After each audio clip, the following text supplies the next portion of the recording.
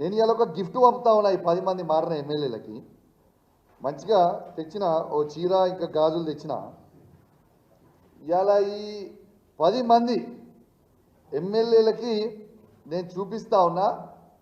దానం నాగేందర్ గారు, కడియం శ్రీహరి గారు, గాంధీ గారు, ఇక మారిన 10 ఎమ్మెల్యేలు, వెంకట్రావు గారు, పోచారం శ్రీనివాసరెడ్డి గారు,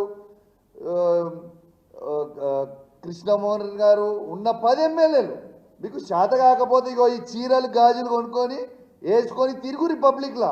ఇజ్జత్ లేని వాళ్ళు, మీకు ఇజ్జత్ ఉందానే అసలు? మీకు ఇజ్జత్ లేని వాళ్ళు కాబట్టే ఇగో మీ ఇద్దరికి మీరు మొగోలు కాదు కాబట్టే ఇగో చీరలు గాజులు పంపుతా ఉన్నా.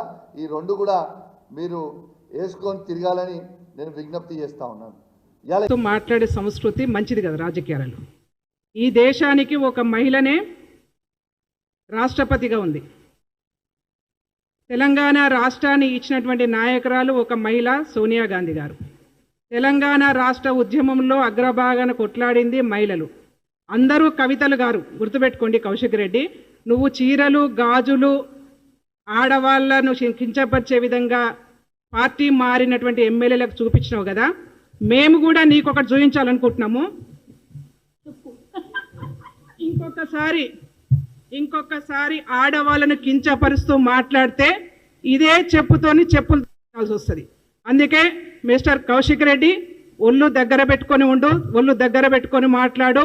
ఆడవాళ్ళను కించపరిచే విధంగా టీఆర్ఎస్ నాయకులు, బీఆర్ఎస్ నాయకులు పదే మాట్లాడుతున్నారు కాబట్టి ఇవాళ మేము ఈ సిచ్యువేషన్కి వస్తూ ఉన్నాం. కాబట్టి ఇంకొకసారి మాట్లాడొద్దని చెప్పేసి హెచ్చరిక జారీ చేస్తూ ఉన్నాం.